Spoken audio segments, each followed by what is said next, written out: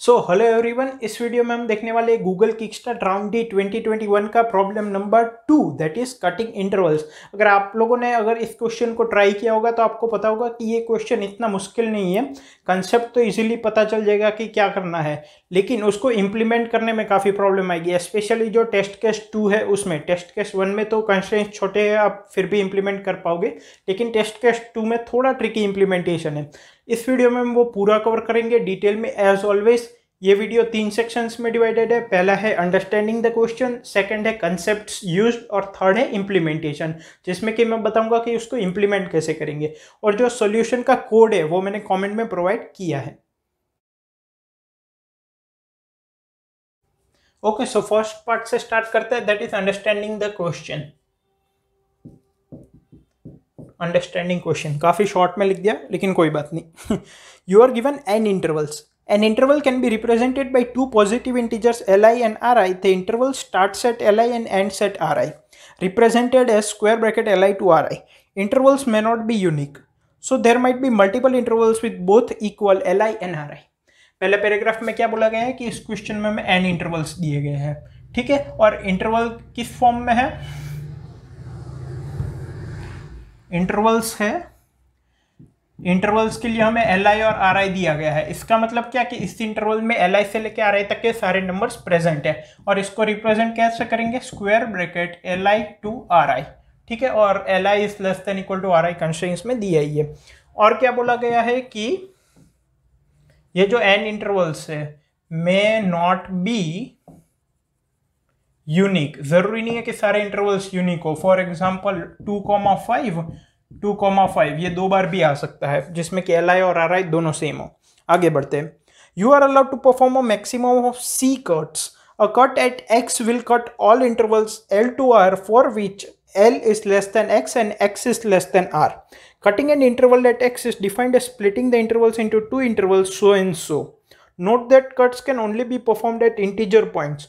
Also, cutting at an endpoint of an interval has no effect and does not split the interval. ठीक है, अब पहले तो यहाँ पे जो कट दिया गया है उसकी डेफिनेशन समझते हैं। कोई भी एक इंटरवल पे कट अप्लाई करने का मतलब क्या है? अगर हमारे पास एक इंटरवल है L से लेके R और इसमें हम X पॉइंट पे कट अप्लाई करते हैं, ठीक है, और X जो है वो इंटीजर होना चाहिए, और क्या दिया गया है? L should be less than X and X should be less than R, ठीक है, यहाँ पे इक्वल टू नहीं है। अगर हम कट अप्लाई करते हैं, मान लो ये कट अप्लाई किया, तो ये जो इंटरवल है ये दो अलग अलग इंटरवल्स में स्प्लिट हो जाएगा, L से लेके X और X से लेके R में, ठीक है।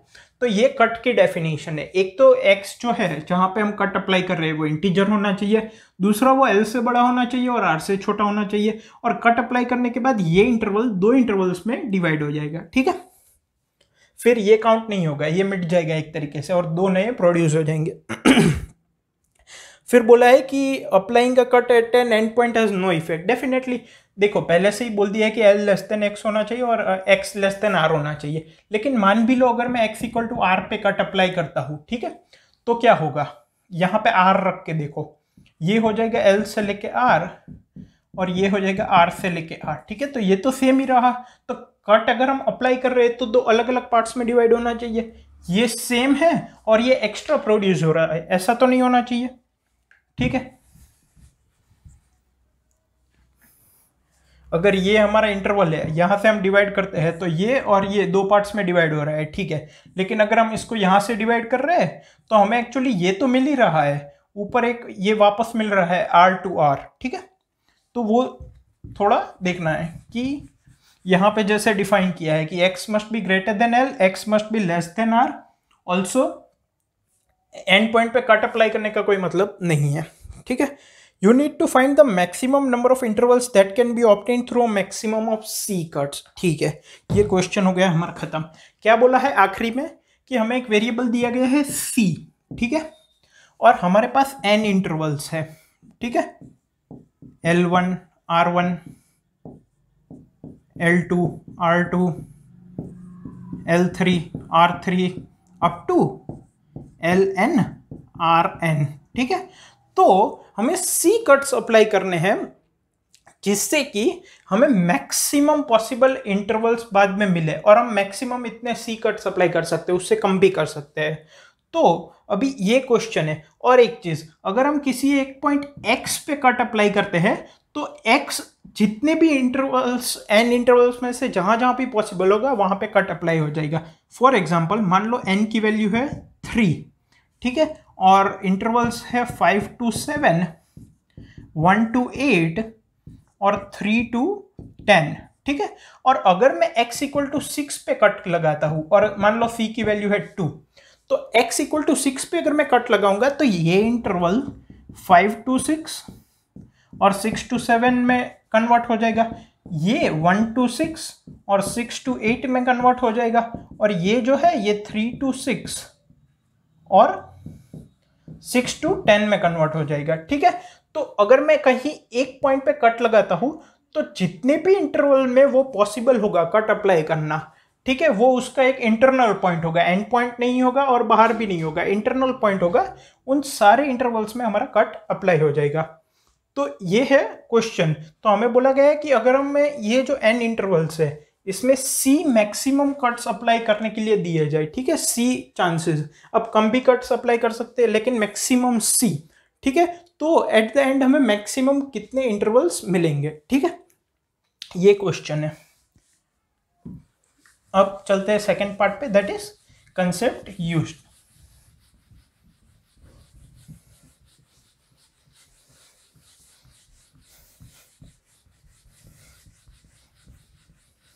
ठीक है, अब पहले तो ये देखो कि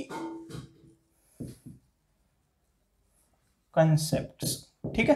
अब पहली बात, जैसे कि मान लो n इक्वल टू 2 है, ठीक है, और 1 से लेके 4 है और 2 से लेके 5 है, ठीक है, और c की वैल्यू है 1। अभी अगर मैं x इक्वल टू 2 पे कट अप्लाई करता हूं तो पहला जो है और दूसरा है ये किस में कन्वर्ट हो जाएगा, 1 से लेके 2 और 2 से लेके 4, और ये किस में कन्वर्ट हो जाएगा, ये 2 यहाँ पे एंड पॉइंट है तो यहाँ पे इफेक्ट नहीं होगा, मतलब ये एज इट इज रहेगा। तो हमारे पास एंड में कितने इंटरवल आ गए, 3, ठीक है। अब मैं x इक्वल टू 3 पे कट अप्लाई करता हूँ, ठीक है, तो ये जो है ये कन्वर्ट हो जाएगा 1 से लेके 3 में और 3 से लेके 4 में, और ये जो है ये कन्वर्ट हो जाएगा 2 से लेके 3 में और 3 से लेके 5 में। तो टोटल हमारे पास 4 इंटरवल्स आ गए, ठीक है। तो थोड़ा बहुत क्वेश्चन समझ में आया कि कहाँ पे कैसे हमें ऑप्टिमाइज करना है, किस तरह से ज़्यादा नंबर ऑफ इंटरवल्स हो सकते हैं या कम नंबर ऑफ इंटरवल्स हो सकते हैं आफ्टर ब्रेक डाउन और आफ्टर कटिंग द इंटरवल्स। तो इसलिए हमें आखिर में क्वेश्चन पूछा गया है कि अगर हमारे पास c मैक्सिमम कट्स अवेलेबल हो हमारे n इंटरवल्स में तो हमें मैक्सिमम एट द एंड कितने इंटरवल्स मिल सकते हैं। तो हमें बेसिकली क्या करना है, ये जो c है, ठीक है, उतने मैक्सिमम कट्स को यूटिलाइज करना है और हमें ये सोचना पड़ेगा कि कौन से पॉइंट्स पे कट अप्लाई करें जिससे कि हमें मैक्सिमम नंबर ऑफ इंटरवल्स मिले। फॉर एग्जांपल यहाँ पे x इक्वल टू 2 पे मैंने अप्लाई किया तो 3 इंटरवल्स मिले, यहाँ पे x इक्वल टू 3 पे अप्लाई किया तो 4 इंटरवल्स मिले। तो हमें ये देखना होगा कि हम जितने भी कट्स अप्लाई कर रहे हैं वो कौन से पॉइंट्स पे करें जिससे कि हमें मैक्सिमम नंबर ऑफ इंटरवल्स मिले, ठीक है। तो पहला तो ये थोड़ा थोड़ा आइडिया है कि हमें एक्चुअल में करना क्या है, हमें ऐसे पॉइंट्स सिलेक्ट करने पड़ेंगे जो कि हमें मैक्सिमम कट्स प्रोवाइड कर सके। और एक चीज़, अभी यहाँ पे 3 जो था वहाँ पे हमें क्यों मैक्सिमम मिला, if I am not wrong पहला था 1 to 4 और दूसरा था 2 to 5, राइट। n की वैल्यू थी 2, c की वैल्यू थी 1, ठीक है। अभी x इक्वल टू 2 पे मुझे फाइनली 3 इंटरवल्स मिल रहे थे और x इक्वल टू 3 पे मुझे फाइनली 4 इंटरवल्स मिल रहे थे। तो एक और चीज़ ऑब्जर्वेशन की क्या है, because 3 is an internal point, ठीक है, एंड पॉइंट भी नहीं है बाहर भी नहीं है, internal point to both this segments. जो 3 है वो इन दोनों के लिए इंटरनल पॉइंट है, इसलिए वो उन दोनों सेगमेंट्स को 2 पार्ट्स में डिवाइड कर पा रहा है, ठीक है। जबकि 2 है वो इसी का एंड पॉइंट है, इसका एंड पॉइंट नहीं है, सॉरी इसी का इंटरनल पॉइंट है, इसका तो 2 एंड पॉइंट है, इसलिए वो इसको डिवाइड नहीं कर पा रहा 2 पार्ट्स में, लेकिन इसको कर पा रहा है। तो ये भी समझ में आया कि हमें ऐसे पॉइंट सिलेक्ट करने हैं जो कि मैक्सिमम इंटरनल पॉइंट्स हो, ठीक है। तो यहाँ पे अगर c इक्वल टू 1 है और x इक्वल टू हम 2 लेते तो हम एक ही इंटरवल को ब्रेक डाउन कर पाएंगे, जबकि अगर x इक्वल टू 3 लेंगे तो वो यहाँ पे और यहाँ पे दोनों का इंटरनल पॉइंट है, तो हम दो इंटरवल्स को ब्रेक डाउन कर पाएंगे। तो ये भी समझ में आ गया। अब थोड़ा थोड़ा जैसे जैसे आगे बढ़ेंगे कंसेप्ट क्लियर होते जाएंगे, ठीक है। अब मुझे यहाँ पे दो चीज बतानी है, ये देखो। फर्स्ट इज कि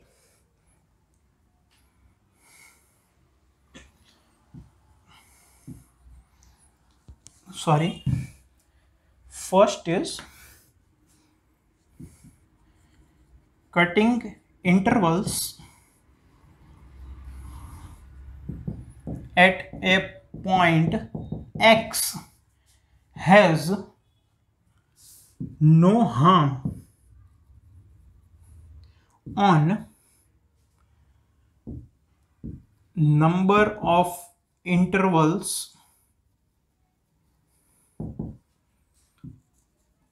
produced more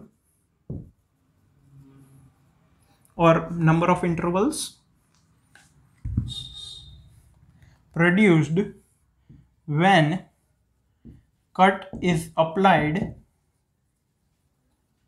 on some other point y। अब इसको समझो, मान लो ये है मेरे पास 1 4 और 2 और 6, ठीक है। इसको मैं 7 कर देता हूं, ठीक है। अब मान लो मैं x इक्वल टू 3 ले लूं, ठीक है। तो ये दोनों किस में कन्वर्ट हो जाएंगे, 1 से 3 और 3 से 7, और ये 2 से 3 और 3 to 6, ठीक है। मान लो मैं x इक्वल टू 4 लूं, तो ये पहला कन्वर्ट हो जाएगा 1 से लेके 4 और 4 से लेके 7, दूसरा कन्वर्ट हो जाएगा 2 से लेके 4 और 4 से लेके 6। अभी हमने यहाँ पे x इक्वल टू 3 पे पहले इंटरवल्स को ब्रेक डाउन कर दिया, ठीक है। अब यहाँ पे x इक्वल टू 4 पे कितने एक्स्ट्रा प्रोड्यूस हुए इंटरवल, 2 थे 4 हो गए, तो एक्स्ट्रा प्रोड्यूस कितने हुए, 2, ठीक है। अब मैंने पहले x इक्वल टू 3 पे ब्रेक डाउन कर दिया, अब मैं इसको x इक्वल टू 4, जैसे कि यहाँ पे इस स्टेटमेंट के अकॉर्डिंग ये हो गया y, अब मैं y इक्वल टू 4 पे ब्रेक डाउन करता हूं इन इंटरवल्स को, ठीक है। तो पहला क्या हो जाएगा, ये 1 से लेके 3 एज इट इज रहेगा, दूसरा 3 से लेके 4 और 4 से लेके 7, और ये 2 से लेके 3 एज इट इज रहेगा, 3 से लेके 6 से वो 3 से लेके 4 और 4 से लेके 6 में ब्रेक डाउन हो जाएगा, राइट। तो यहाँ पे भी एक्स्ट्रा कितने इंटरवल्स प्रोड्यूस हुए, यहाँ पे 4 थे 6 हो गए, तो एक्स्ट्रा कितने प्रोड्यूस हुए, 2। सिमिलरली अगर मैं इसको x इक्वल टू 3 से पास कराऊंगा, मतलब कट करूंगा, तो ये जो 1 से 4 है वो 1 से 3 और 3 से 4 में कन्वर्ट हो जाएगा, और दूसरा है 4 to 7 वो एज इट इज रहेगा, और ये 2 to 4 है वो 2 to 3 और 3 to 4 में कन्वर्ट हो जाएगा, और ये 4 to 6 एज इट इज रहेगा, ठीक है। तो यहाँ पे भी पहले कितने थे 4, अभी कितने हो गए 6, तो एक्स्ट्रा कितने प्रोड्यूस हुए 2। यहाँ पे y, अगर हमने फर्स्ट स्टेप में y को अप्लाई किया तो 2 एक्स्ट्रा प्रोड्यूस हुए, सेकंड स्टेप में किया after x equal to 3 apply करने के बाद तो भी 2 एक्स्ट्रा प्रोड्यूस हुए इंटरवल्स। x इक्वल टू 3 पहले स्टेप में किया तो यहाँ पे 4 इंटरवल है, यहाँ पे 2 इंटरवल है, यहाँ पे एक्स्ट्रा कितने प्रोड्यूस हुए 2। x इक्वल टू 3 हमने y इक्वल टू 4 को अप्लाई करने के बाद सेकंड स्टेप में किया, तो यहाँ पे भी एक्स्ट्रा कितने प्रोड्यूस हुए 2। इसका मतलब कि एक पॉइंट पे कट अप्लाई करने से दूसरे पॉइंट पे कट अप्लाई करने पे कितने इंटरवल्स जनरेट हो सकते थे उसका कोई इफेक्ट नहीं होगा, वो उतने ही रहेंगे। Cutting intervals at a point x has no harm on number of intervals produced when cut is applied on some other point y, ठीक है। अगर हम y को डायरेक्ट करते हैं या किसी x z w के बाद करते हैं तो भी वो उतने ही एक्स्ट्रा प्रोड्यूस करेगा जितना वो फर्स्ट स्टेप में करेगा। तो एक कट दूसरे कट कितने प्रोड्यूस कर सकता था एक्स्ट्रा, उसको हम नहीं करेंगे, ठीक है। ये पहला पॉइंट। अभी दूसरा पॉइंट समझते हैं।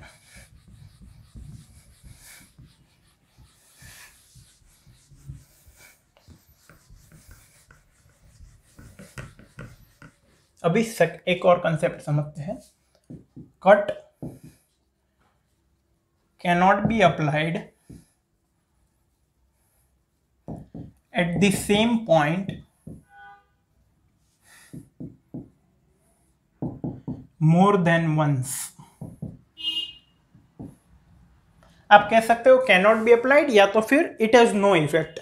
फॉर एग्जाम्पल, अगर मेरे पास इंटरवल है 1 से लेके 4 और 2 से लेके 5 और इसको मैं x इक्वल टू 3 पे कट करता हूँ तो ये हो जाएगा 1 से 3 और 3 से 4 और ये हो जाएगा 2 से 3 और 3 से 5।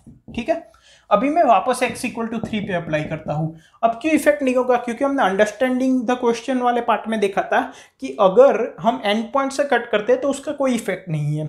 ठीक है, तो यहाँ पे भी 3 एंड पॉइंट है, यहाँ पे भी 3 एंड पॉइंट है, यहाँ पे भी 3 एंड पॉइंट है, यहाँ पे भी 3 एंड पॉइंट है। अब मान लो कोई और इंटरवल होगा 6 से लेके 9, तो वो तो यहाँ पे भी 6 से लेके 9 ही था। ठीक है, जिन जिन इंटरवल्स के लिए x इक्वल टू 3 एक इंटरनल पॉइंट होगा, उन इंटरवल्स के लिए अब वो एंड पॉइंट हो जाएगा, और जिसमें नहीं था उसमें नहीं था, पहले इंटरनल पॉइंट था, उनके लिए एंड पॉइंट हो गया। तो अब फर्दर उसका कोई इफेक्ट नहीं रहेगा, आप ये कह सकते हो। ठीक है, तो ये दो कंसेप्ट हमारे क्लियर हो गए। अब जैसे कि हमने स्टार्टिंग में देखा था, ये समझते हैं कि हाउ टू चूज x। वैसे मैंने कंसेप्ट में स्टार्टिंग में ही थोड़ा बता दिया था, बट एक बार ठीक से समझते हैं। मान लो मेरे पास 3 इंटरवल है, 1 से लेके 6, 2 से लेके 8, 1 से लेके 10। ठीक है, 1 से नहीं, आई थिंक 3 से लेके 5। ठीक है, तो अब मान लो मुझे c इक्वल टू 1 दिया है, मतलब मैं एक ही कट अप्लाई कर सकता हूं, और n कितना है 3, इनिशियल नंबर ऑफ इंटरवल्स, और मुझे एक कट किसी एक पॉइंट पे अप्लाई करने पे maximum number of intervals produce हो ऐसा चाहिए। ठीक है, अब मैं इसको नंबर लाइन पे ड्रॉ करता हूं। ठीक है, 1 2 3 4 5 6। ठीक है,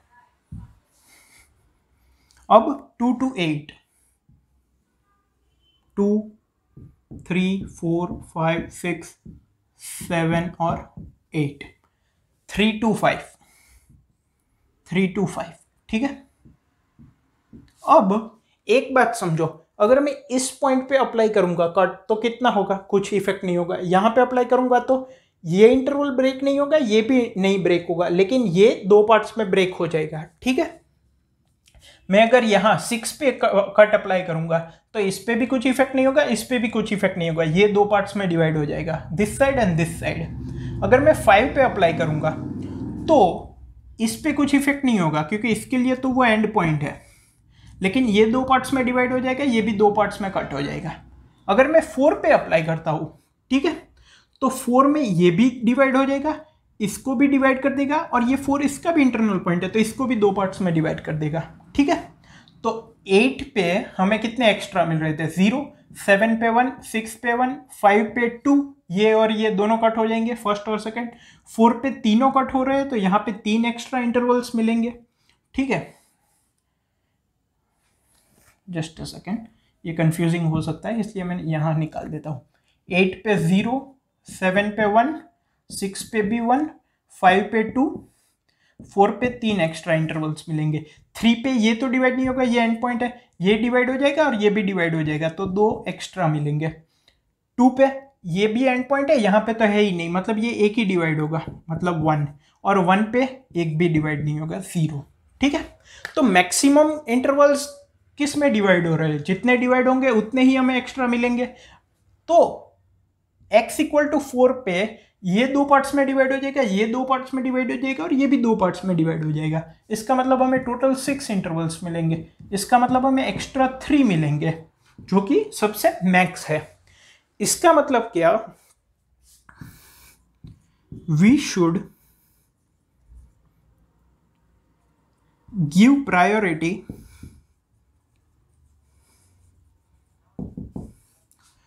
to x which is n internal point to maximum number of intervals।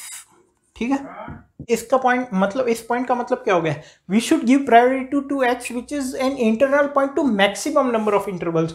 हमें ऐसा एक सिलेक्ट करना चाहिए जो कि मैक्सिमम नंबर ऑफ इंटरवल्स के लिए एक इंटरनल पॉइंट हो। अगर वो मैक्सिमम नंबर ऑफ इंटरवल्स के लिए इंटरनल पॉइंट होगा तो वो उतने ही इंटरवल्स को दो पार्ट में डिवाइड करेगा और उतने ही ज्यादा हमें इंटरवल्स एंड में मिलेंगे। ठीक है, तो अभी यहाँ पे प्रायोरिटी देने की बात क्यों कर रही है, क्यों कर रहा हूं मैं, क्योंकि c इक्वल टू 1 है तब तो ठीक है, हमें एक बार ही डिवाइड करना है। लेकिन मान लो c इक्वल टू 2 होगा तो सबसे पहले हम ठीक है 4 से डिवाइड करेंगे, फिर जो नए इंटरवल्स आएंगे उसमें वापस एक बार अप्लाई करेंगे क्योंकि हमारे पास एक और c बचा होगा, हमें दो बार डिवाइड करने के लिए परमिशन मिली है। तो फिर हम दूसरा ऐसा पॉइंट ढूंढेंगे जिससे कि मैक्सिमम हो। मान लो P1 है, यहां से 10 इंटरवल ऐसे है जिसमें वो इंटरनल पॉइंट है, फिर P2 है उसमें 6 इंटरवल ऐसे है जिसमें वो इंटरनल पॉइंट है, फिर P3 है जिसमें कि वो वापस 6 ऐसे इंटरवल है जिसमें कि वो इंटरनल पॉइंट है। ठीक है, अब पहली बात तो जब आप अगर c इक्वल टू 3 दिया है तो मान लो सबसे ज्यादा P1 पे है, वो 10 इंटरवल्स के लिए इंटरनल पॉइंट है। एक बार इसको अप्लाई कर दिया फिर ये इनवैलिड हो जाएगा क्योंकि हमने कंसेप्ट देखा था कि एक पॉइंट पे एक ही बार कट लगा सकते हैं, फिर इफेक्ट नहीं होगा। ठीक है, अब P2 पे जब अप्लाई करेंगे तब वो 6 इंटरवल्स में इंटरनल पॉइंट था, अभी भी वो 6 में ही रहेगा क्योंकि हमने एक कंसेप्ट देखा था कि एक x पे कट लगाने से वो दूसरे y वाले कट को हार्म नहीं करता, वो उतने ही नंबर ऑफ इंटरवल्स प्रोड्यूस करता है एक्स्ट्रा। तो ये पहले भी 6 इंटरवल्स के लिए इंटरनल पॉइंट था, अभी भी 6 के लिए ही है। एक बार हम P2 पे अप्लाई कर देंगे फिर ये भी इनवैलिड हो जाएगा, फिर हम P3 पे अप्लाई करेंगे एंड सो ऑन, जितने भी C हमारे पास है डिपेंडिंग अपॉन दैट। तो इस तरह से हम इतने पॉइंट्स पे अप्लाई करते रहेंगे। ठीक है, जितने भी हमारे पास पॉइंट्स होंगे और जब तक हमारा C 0 नहीं हो जाता हम देखेंगे कि कौन सा पॉइंट कितने इंटरवल्स के लिए इंटरनल पॉइंट है, जो कि सबसे ज़्यादा के लिए होगा सबसे पहले उस पर हम कट अप्लाई करेंगे, फिर दूसरे वाले पे, तीसरे वाले पे, हम तब तक अप्लाई करते रहेंगे जब तक या तो हमारे सारे इंटरवल्स हैं वो लेंथ इक्वल टू 2 के ना हो जाए।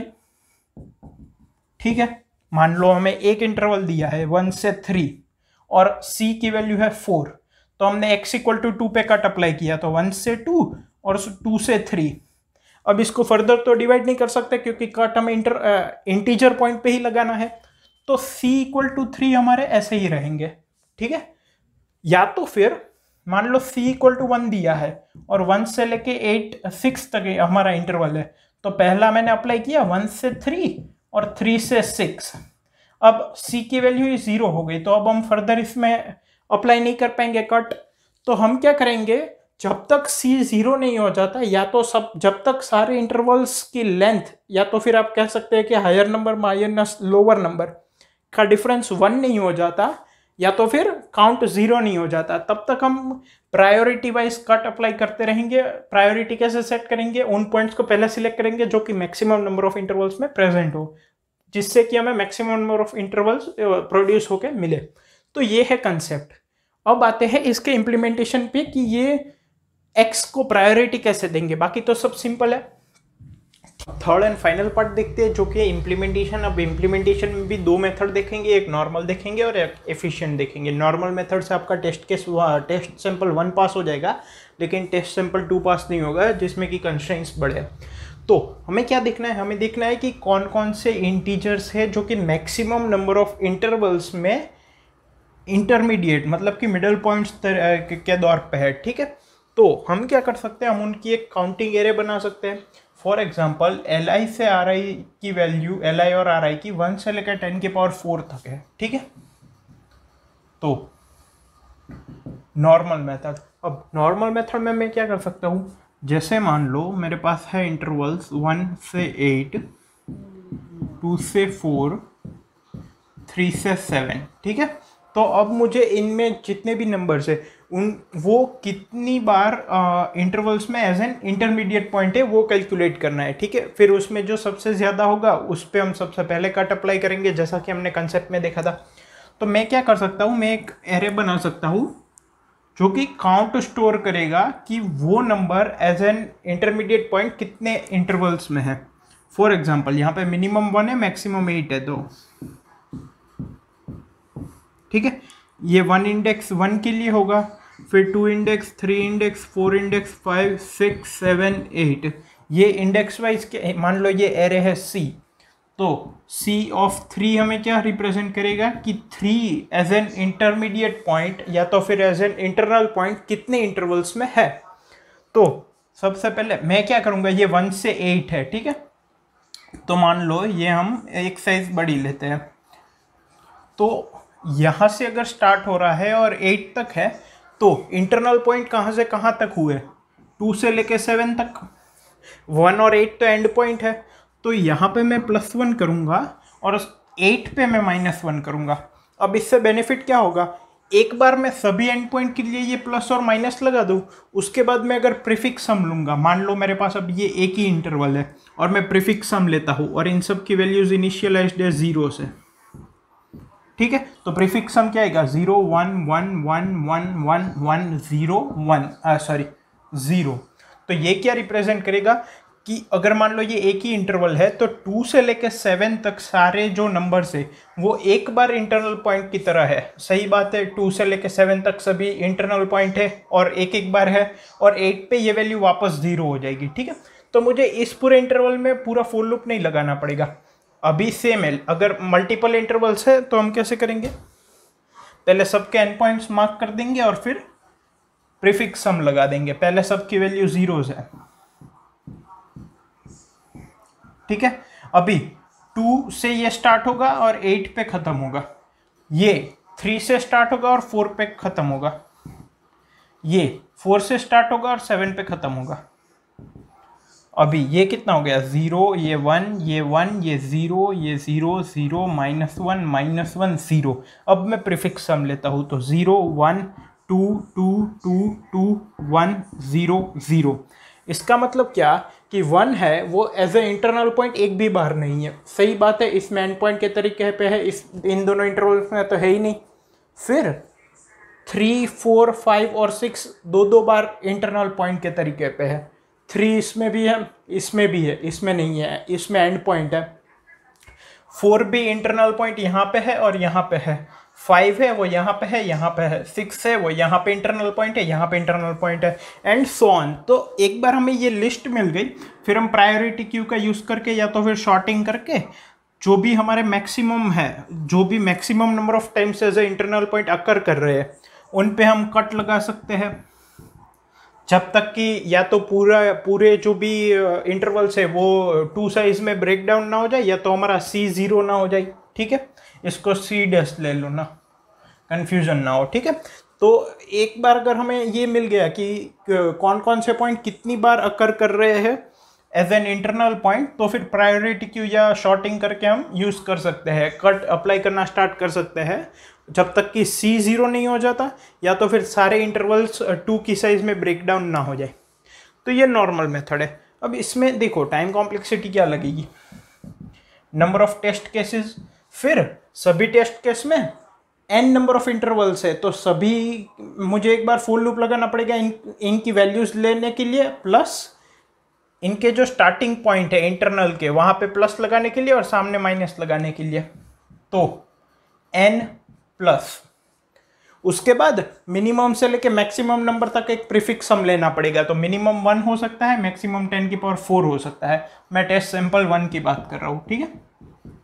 प्लस और क्या करना पड़ेगा बाद में यहाँ पे शॉर्टिंग करना पड़ेगा या प्रायोरिटी की यूज़ करनी पड़ेगी, तो वो हो जाएगा n log n, या तो फिर ये n 10⁴ होगा, ठीक है। यहाँ पे तो मतलब ये n अलग है, ये नंबर ऑफ इंटरवल्स का n है, मैं यहाँ पे जितने एलिमेंट्स हैं उनको शॉर्ट करने की बात कर रहा हूँ। तो ये हो जाएगा 10⁴ log 10⁴, प्लस हमें सभी इंटरवल्स को डिवाइड करते रहेंगे, या तो फिर जब तक C 0 नहीं हो जाता, या तो फर्दर वो डिवाइड नहीं हो सकते।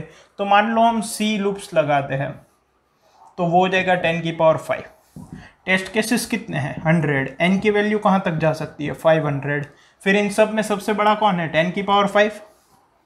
तो हम कह सकते हैं कि ये जो है वो है बिग O ऑफ 10⁵, ठीक है, या तो फिर मे बी ये हो जाएगा, लेकिन वो अप्रोक्स सेम ही होंगे। और 100 इंटू बिग O ऑफ 10⁵, तो हम कह सकते हैं O ऑफ 10⁷, तो ये गिवन टाइम लिमिट में हो जाएगा ये मेथड।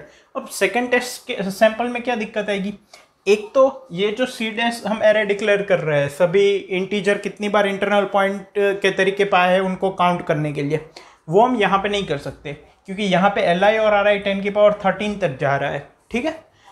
यहाँ पे हम 10⁴ का एरे डिक्लेयर कर सकते हैं, 10⁻13 का एरे डिक्लेयर नहीं कर सकते, वो सेगमेंटेशन एरर दे देगा, तो वहाँ पे ये मेथड नहीं चलेगी। तो अब इसको कुछ अलग तरीके से स्टोर करना पड़ेगा, ये एफिशिएंटली करना पड़ेगा। तो ये टेस्ट सैंपल 1 तो पास हो जाएगा, लेकिन उसमें कंस्ट्रेंट्स की वजह से नहीं होगा। तो अब देखते हैं कि वो कैसे होगा। तो अब एफिशिएंट मेथड देखते हैं।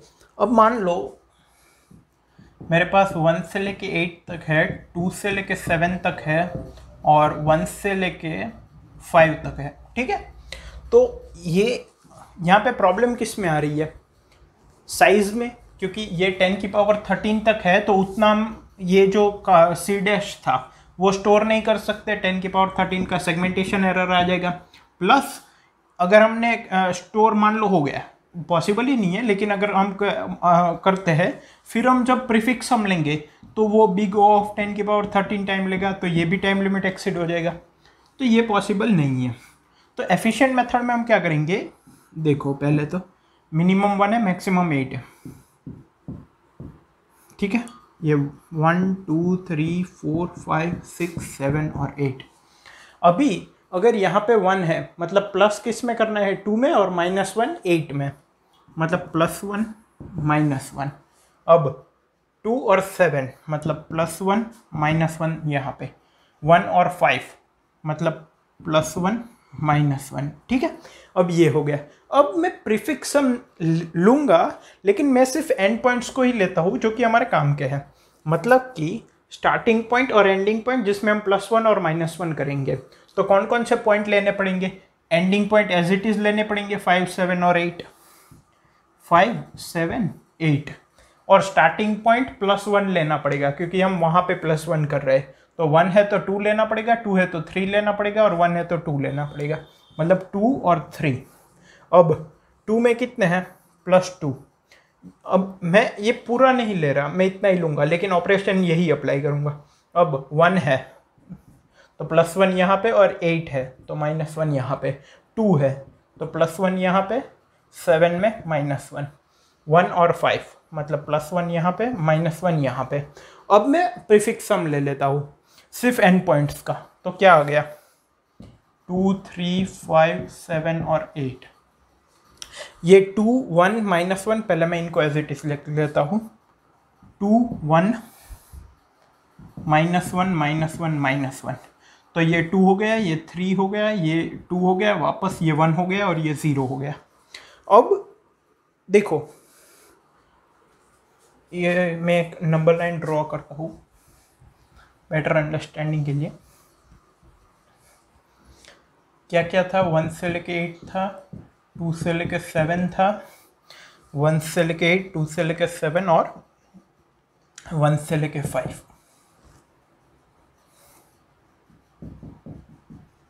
देखो अब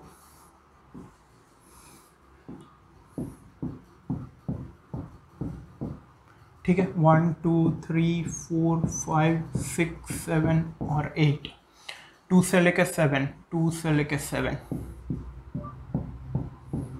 1 से लेके 5, ठीक है। अब देखो ये काउंटिंग तो ठीक है, समझ में आ रही है। 8 एक भी बार इंटरनल पॉइंट की तरह नहीं है, 0 टाइम से, ठीक है। 7 एक बार इंटरनल पॉइंट है, यहाँ पे है पहले में। 5 है वो 2 में इंटरनल पॉइंट है, इसमें है और इसमें है, यहाँ पे तो एंड पॉइंट है। 3 है वो तीनों में इंटरनल पॉइंट है, यहाँ पे भी इंटरनल पॉइंट है, यहाँ पे भी इंटरनल पॉइंट है, यहाँ पे भी इंटरनल पॉइंट है। 2 है वो 2 में इंटरनल पॉइंट है, पहले में और आखिरी में, यहाँ पे एंड पॉइंट है।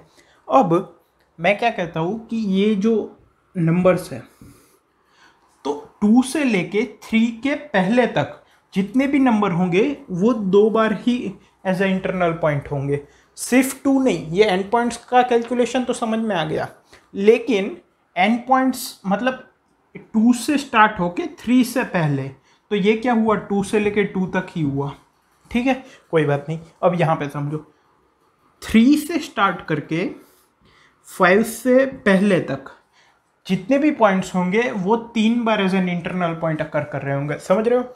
ये हमने क्या किया, सिर्फ एंड पॉइंट्स को लिया, उनके काउंटिंग लिए +1 और -1 अकॉर्डिंगली, और प्रीफिक्स सम ले लिया। इससे क्या डिनोट होता है कि ये इतनी बार एज ए इंटरनल पॉइंट इसमें अकर कर रहे हैं।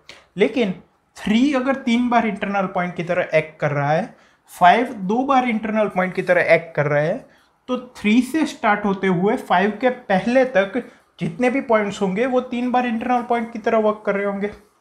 तो 3 से लेके 5 से पहले तक मतलब 3 और 4 ये दोनों 3 बार ऐसे इंटरनल पॉइंट होंगे। देख लो ये भी 3 बार है और 4 भी 3 बार है, ठीक है, कंसेप्ट समझ में आ गया।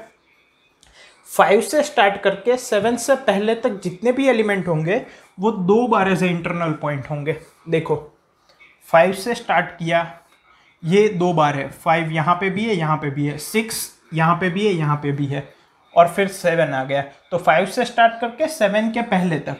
अब मान लो जस्ट फॉर एग्जांपल यहाँ पे 9 होता, यहाँ पे 10 होता, तो 5 6 7 और 8 ये चारों एलिमेंट्स 2 बार as a internal point occur कर रहे होंगे।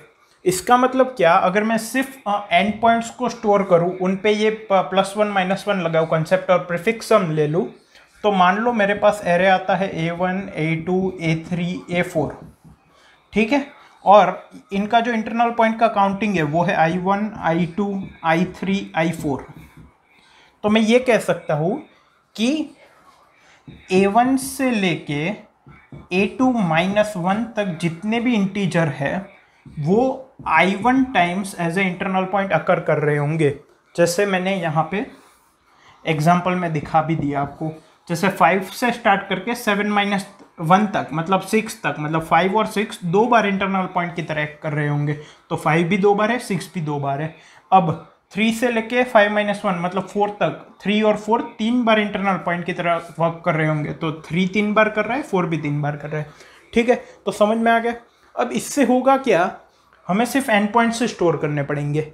तो जो 10⁻13 तक का पूरा एरे स्टोर करने की ज़रूरत नहीं है, हमें मैक्सिमम 2 एंड पॉइंट्स से स्टोर करने पड़ेंगे। और एन क्या है 10⁵, मतलब 2 × 10⁵ मैक्सिमम स्टोर करने पड़ेंगे, ठीक है। फिर ये कंसेप्ट यूज़ करेंगे हम आगे। ये समझ में आ गया कि कैसे काउंटिंग स्टोर करेंगे इंटरनल पॉइंट्स की।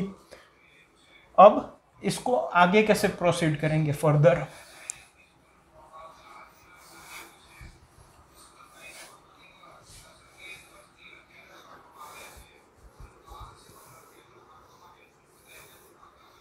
अब एक बार मुझे पता चल गया कि I1 I2 I3 I4 ये क्या है, ये काउंटिंग है कि वो कितने इंटरवल्स में एज एन इंटरनल पॉइंट हो रहे हैं। तो मैं क्या करूँगा, I1 I2 I3 I4 को पहले तो पेयर वाइज स्टोर करूँगा। कैसे, I1 मतलब कि मान लो I1 की वैल्यू 4 है, इसका मतलब क्या कि A1 से लेके A2 -1 तक जितने भी एलिमेंट्स हैं वो 4 इंटरवल में as a internal point work कर रहे हैं। तो I1 और मैं ये स्टोर कर दूंगा, सॉरी इसका मैं एब्सोल्यूट वैल्यू ले लो, A2 -1 या तो अच्छा ये क्या था, ये मैं इंटरवल रिप्रेजेंट कर रहा था। अगर मुझे काउंटिंग चाहिए कि कितने नंबर है तो कैसे पता चलेगा, A2 - A1, ठीक है। अब इसको एक एग्जांपल के थ्रू समझते हैं तो ये वेरिएबल्स से बेटर समझ में आएगा, ठीक है। मान लो हमारे जो एंड पॉइंट्स है उनमें वो +1 -1 करके प्रीफिक्स सम लेने के बाद हमारे पास एंड रिजल्ट ये आया 2 4 8 6 9, ठीक है। ये है 2, ये है 3, ठीक है, ये भी है 2, ये है 1 और ये है 0, मान लो ऐसा आया। इसका मतलब क्या कि 2 और जो 3 है वो इंटरनल पॉइंट कितनी बार कितने इंटरवल्स में है, 2 इंटरवल में है। तो हम क्या स्टोर करेंगे एक एरे में, 2 ये क्या है, काउंट है, कि कितनी बार वो interval as a internal point work कर रहे हैं, और ऐसे कितने डिजिट है, 2 है, 2 और 3, वो कैसे मिलेगा, दिस माइनस दिस, मतलब 4 माइनस 2 2। दूसरा 3, मतलब 3 बार इंटरनल पॉइंट की तरह वर्क कर रहे हैं। कौन कौन से, 4 5 6 और 7, वो कैसे मिलेगा, कितने हैं, तो 8 माइनस 4 4, फिर 2, ओके यहाँ पे थोड़ी गड़बड़ कर दी, 10 और 12, तो 10 माइनस 8 2, और 1, 12 माइनस 10 2। ये क्या शो कर रहा है कि 2 नंबर हमारे पास ऐसे है जो कि 2 इंटरवल में as a internal point work कर रहे हैं। वो कौन कौन से है, 2 और 3। हमारे पास 4 नंबर ऐसे हैं जो कि as a internal point work कर रहे हैं 3 इंटरवल में, ठीक है। वो कौन कौन से है, 4 5 6 और 7। ये 4 नंबर ऐसे हैं जो कि 3 इंटरवल में as a internal point work कर रहे हैं। सिमिलरली ये, अब इसको हम शॉर्ट करेंगे ऑन द बेसिस ऑफ कि वो कितने इंटरवल में इंटरनल पॉइंट है। तो सबसे पहले क्या आ जाएगा, 3 4, फिर 2 2, फिर 2 2, और फिर 1 2। तो ये हमारा हाईएस्ट प्रायोरिटी वाला, ये 3 इंटरवल में ऐसे इंटरनल पॉइंट वर्क कर रहे हैं। ऐसे 4 नंबर है, कौन कौन से, 4 5 6 7। तो ये 4 जो नंबर है वो हमारे हाईएस्ट प्रायोरिटी के हो गए, ठीक है। सबसे पहले हम इन पे कट लगाएंगे, फिर इन पे कट लगाएंगे, फिर इन पे कट लगाएंगे। अब ये स्टोर हो गया एक बार हमारे पास, ये समझ में आ गया। मैं यहाँ पे लिख देता हूँ, ये जो फर्स्ट है ये क्या है, count of intervals in which they are internal points, और दूसरा है वो क्या है, count of numbers which are, फिर which are internal points, ठीक है। मतलब कि 4 नंबर ऐसे हैं जो कि 3 इंटरवल में इंटरनल पॉइंट की तरफ प्रेजेंट है। मतलब कि 4 5 6 7 ऐसे 4 नंबर है जो कि 3 इंटरवल में इंटरनल पॉइंट की तरफ प्रेजेंट है। तो वो हमारे मैक्स प्रायोरिटी के हो गए। वहां से कट लगाएंगे तो 3 नए रेंजेस या तो फिर जो इंटरवल से वो प्रोड्यूस होंगे। तो ये हमारे पास आ गया, मैं इसको क्यू बोल देता हूँ, ठीक है। अब हम क्या करेंगे, अब एक बार हमारे पास Q आ गया, हमारे पास C भी है, तो अब इसको कैसे इम्प्लीमेंट करेंगे। मान लो हमारे पास जो Q आया है वो है 3,4 2,2 अरे 1,3। इसका मतलब क्या कि 4 ऐसे नंबर है जो कि 3 इंटरवल में इंटरनल पॉइंट्स है, 2 ऐसे नंबर है जो कि 2 इंटरवल में इंटरनल पॉइंट्स है, और 3 ऐसे नंबर है जो कि 1 इंटरवल में ही इंटरनल पॉइंट्स है।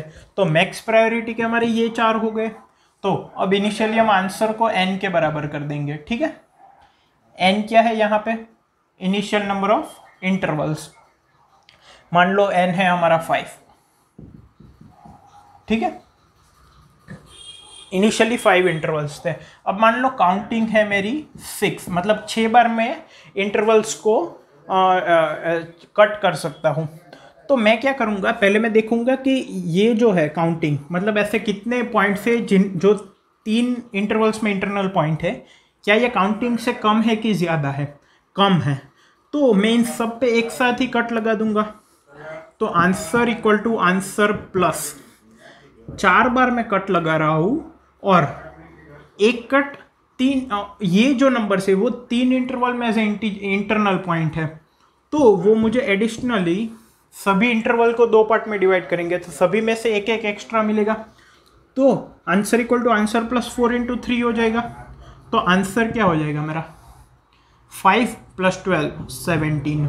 अब काउंटिंग की वैल्यू क्या हो गई, क्योंकि मैंने एक ही स्टेप में 4 इंटरवल कट लगा दिए, तो काउंटिंग की वैल्यू हो गई 2, ठीक है। अब मान लो ये था 4, ठीक है। तो अब मेरे पास 4 ऐसे नंबर है जो कि 2 इंटरवल में इंटरनल पॉइंट की तरह कर रहे हैं। ये हाईएस्ट प्रायोरिटी वाले तो खत्म हो गए, लेकिन मेरा काउंटिंग 2 ही है। तो अब मैं क्या करूँगा, इन 4 में से सिर्फ 2 पॉइंट पे कट लगाऊंगा, तो answer equal to answer plus 2 into 2 21, और काउंटिंग क्या हो गया मेरा 0। ठीक है, तो इस तरह से हम देखो कितना सिंपल हो गया। अब इसके टाइम इस तरह से हम कैरी ऑन करते रहेंगे जब तक या तो ये खत्म नहीं हो जाता या तो हमारा काउंटिंग 0 नहीं हो जाता।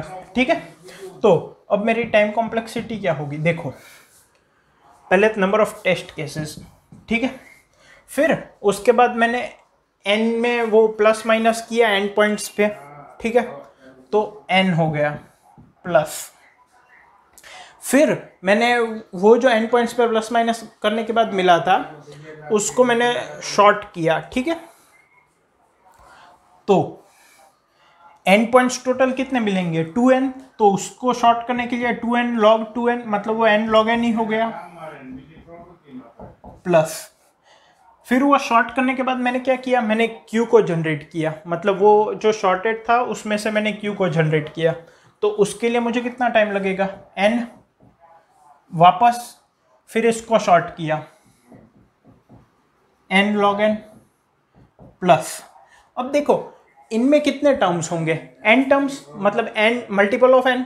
ठीक है, क्योंकि सबसे पहले मेरे पास 2n n पॉइंट्स थे, इन सब को मैंने नंबर लाइन पे रख के प्लस माइनस किया। ठीक है, मतलब मेरे पास 2n पॉइंट्स थे, अब उनको मैंने प्रीफिक्स सम शॉर्ट करके प्रीफिक्स सम लिया, तो वो 2n पॉइंट्स ही रहेंगे। फिर सभी 2 पॉइंट्स के बीच के इंटरवल को मैंने स्टोर किया, तो इसमें भी कितने टर्म्स होंगे q में मैक्सिमम 2n। ठीक है, समझ रहे हो, मेरे पास अगर मान लो 4 5 8 9 10 है और ये प्रीफिक्स सम कुछ ऐसा आया मान लो, तो अब मैं क्या स्टोर करूंगा 4 से लेके 4 तक 2 बार, मतलब उसको यहाँ पे स्टोर करूंगा, फिर 5 से लेके 7 तक 2 बार उसको स्टोर करूंगा। तो हम एक्चुअल में क्या कर रहे हैं 2n माइनस 1 टाइम्स स्टोर करेंगे, तो जो मेरा q है उसमें भी मैक्सिमम 2n पॉइंट्स होंगे। ठीक है, और हर एक स्टेप में मैं एक एक को निकाल रहा हूँ, मतलब अगर इसकी वैल्यू काउंटिंग से कम है तो मैं पूरे के पूरे को एक ही बार में answer equal to answer plus 4 into 3 एक बार एक ही साथ में मैं 4 कट अप्लाई कर देता हूँ, फिर दूसरे में अप्लाई कर देता हूँ, और अगर उसकी वैल्यू c से ज़्यादा है तो फिर हम वहाँ पे स्टॉप कर देंगे। तो मैक्सिमम मुझे 2n बार एक फोर लूप लगाना पड़ेगा, तो फिर c की वैल्यू चाहे 10 की पावर 18 हो, लेकिन उतनी ज़रूरत ही नहीं पड़ेगी, तो ये भी n, तो ये बेसिकली हो क्या गया t into n log n, ये हो जाएगा इजीली गिवन टाइम में। तो आई होप कि आपको कंसेप्ट समझ में आ गया है, और जो कोड है वो मैंने कमेंट में प्रोवाइड किया है। Thank you.